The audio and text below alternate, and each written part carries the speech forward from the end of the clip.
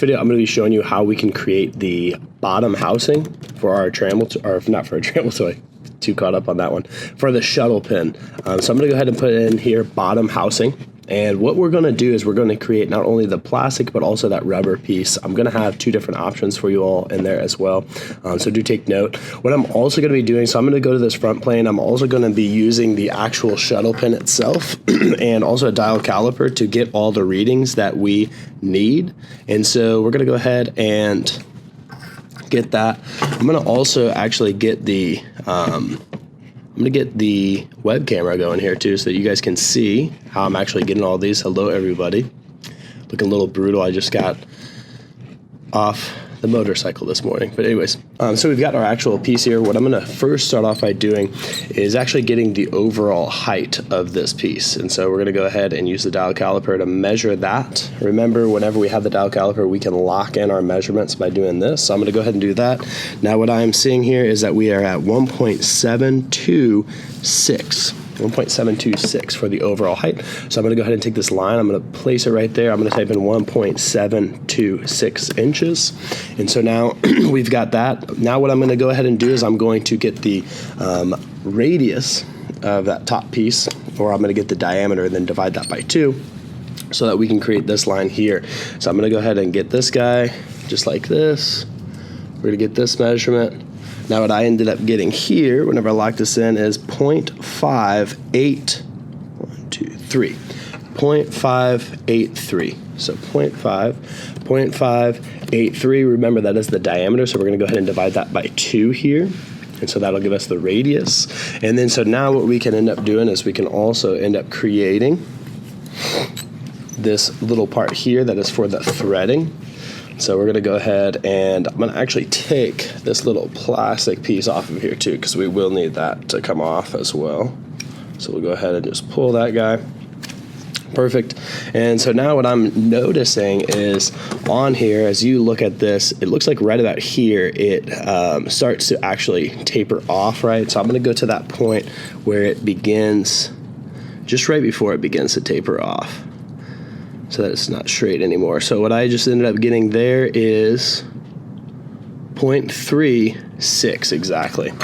So we're going to go ahead and make sure that this is vertical, and we're going to put in here 0.36 inches there. Okay, perfect. And then so now what I'm noticing is this is going to end up going down a certain amount, and it's kind of tapering off there. So we're going to start off with that initial radius, right, or that initial diameter, and then as we're moving down, it's going to go to a smaller diameter. And so I'm going to put this just above this, and what that diameter is down at the bottom here is 0.487. 0.487. So we're going to take that, divide that by 2, 0.487. I'm just going to draw a point on here, and then I'm going to dimension that from here to here, 0.487. And then now remember, we do need to divide that by 2.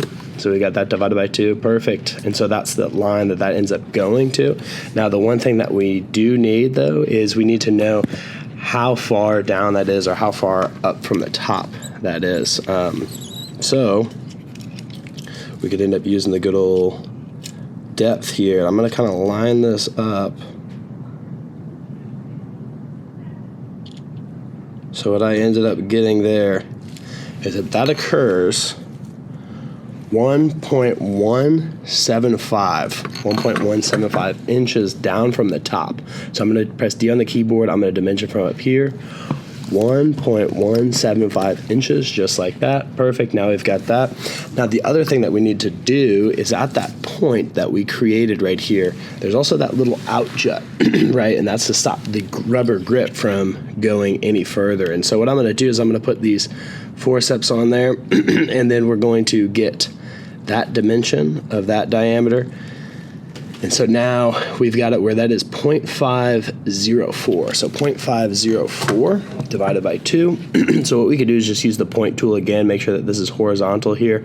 I'm going to press it right there. I'm going to press dimension tool. We're going to go right here, and we're going to go 0.504, divide that by 2. And so now we can see that juts out a little bit. I'm going to press L to create a line, just like that. And then so now I'm going to press S. This is where we can bring up the spline tool. Now the spline tool is going to go down here, And then we're going to have some point along here that we're going to need to actually dimension out. Now what I'm going to also end up doing is I'm going to try to create that actual curved line there. And so I'm thinking it's going to look something like that. Maybe we bring this in just a little bit more, because it does look like it's kind of a bit more sudden. There we go, nice. So that looks pretty solid. And then so now what we can do is create another line here, and then we can create this. Now do keep in mind that we do need to end up getting our actual diameter of that guy on the outside. So I'm going to go ahead and put this on the very, very tip of this. And what I'm saying is that we got 0.16. That's what it's looking like to me. Yeah, 0.16 exactly. So I'm going to dimension this.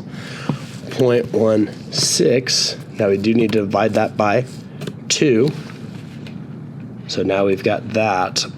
Now let's see here. So 0.16 divided by 2. That does look pretty solid. Okay, sweet. So we can go ahead now and we can actually revolve this now that we've created that side profile. So let's go ahead, let's go in here. We're going to go revolve tool. We're going to go revolve axis here, and then we can create this guy. Now what I want to also end up doing is I want to change this color. We're going to change this to white. Now that we also have our part created, we're going to rename this to be bottom plastic, or you could say bottom housing. Okay. So now that we've got that in there, what we can also end up doing is we can shell this guy out, but then also we need to end up creating this little plastic rubber piece, or not plastic, but rubber grip piece here as well. And so let's go ahead, let's first shell this guy. So I'm going to go shell, and then we're also going to need to know that thickness of this also. And so whenever I end up doing this, I'm getting about 0.05 is what I'm getting for our thickness here. Let's also end up running this here. Oh, so this, I think that this is going to be a bit more accurate reading because this top part has the threading in there still. So we're getting 0.04. So we're going to go ahead and go in here, 0.04 thickness. And then what I also want to end up doing is I want to go down here on the bottom. Just as we can see here, there is the hole for the actual ink to go through. So we can take these top parts of the dial caliper and we can get that dimension there. So I'm getting 0.092. 0.092. So I'm going to create a sketch on there. It's going to be a circle, and that's going to be 0.092 inches. And that circle is starting off at our origin there. Now what I can do is I can extrude this. Now we don't want to add, we want to remove. And so now as you can see in there, we have that actual cutout for the ink to actually go through. Perfect. Now that we've got that, we've got our little rubber grip that we need to end up creating. What I'm going to do is I am going to just end up using, I think that we can end up just using the actual Revolve tool to create this. So I'm going to create a sketch that's going to be on our front plane. What I'm also going to try to do is use the use project convert. Now as you guys can see that that's in there. We're going to also end up getting this line here, and then what we can do is we can use the offset tool. Now we're going to offset that. Now what I want to do is I want to get this rubber. Now I don't want to compress this down too much because, you know, the rubber will actually be able to be compressed pretty easily. So it's looking like to me that we've got a thickness of 0.046, so 0.046 inches. So I'm going to use that offset tool. We're just going to offset this in this direction, and I'm going to type in here 0.046 inches. Just as you can see there. Now what we can do is we can end up using the line tool, right? And we can end up, or we could also extend this line here. I'm going to actually use the extend tool. So I'm going to extend this to right here. And then what I'm going to also do is go right here. And I'm just going to create a line. It's going to go out. Just like that. Okay, now what I could also do is I could end up, you know, if I want this to be horizontal, we could do that as well. And so now I'm going to press the green check mark here, and then what we can do is we can end up bringing back up sketch 1. I'm going to hide this actual part here. So I got sketch 1 brought back up. I'm going to go ahead and just hit revolve again, and then the revolve axis is going to be right here. We're going to be revolving that piece. We're going to create a new part here, and then we're going to name this grip. Or we could put rubber grip in here, right? And then so now we can change the color of this too. Since I have red, I'm gonna change this to red, but you can change it accordingly. Looks like maybe I'm thinking, let's see, what does that one look like? It's a little too vibrant. I'm gonna go with something like this. So there we go. So now if I end up bringing this back in, you can see that we're starting to get to the point where that's looking good. However, the one thing that I'm noticing is that this does have those grips on there. So if you end up looking at this in person, you'll see that it's almost elliptical. So there's many different ways you could do this, many different approaches. If you wanted to, you could go right in here. You could create a sketch. It's like a cutout, and you could try to have that go all the way down on there. The other option that you have too is you could, so I'm going to go into sketch 2 here. I'm going to hide this part. And sorry, that's sketch 3. So sketch 3, I'm going to go to the plane tool. Then what we can do is we can go, not mid-plane, but we want line angle. And so now, as you can see, this is going to actually create a plane that's going to be right on there. And so now I can press the green check mark. Since we've got that plane right there, that's right on the rubber grip, I can go to plane 1. We could go to the sketch. I can end up right-clicking this plane 1. And I can go view normal to.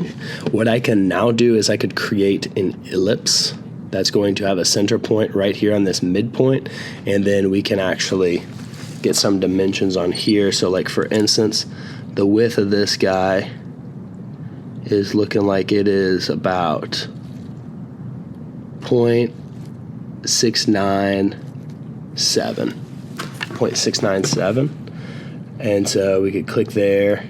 We could click here as well, so 0.697 for that guy, and then the minor axis or minor value for this is going to be 0.137.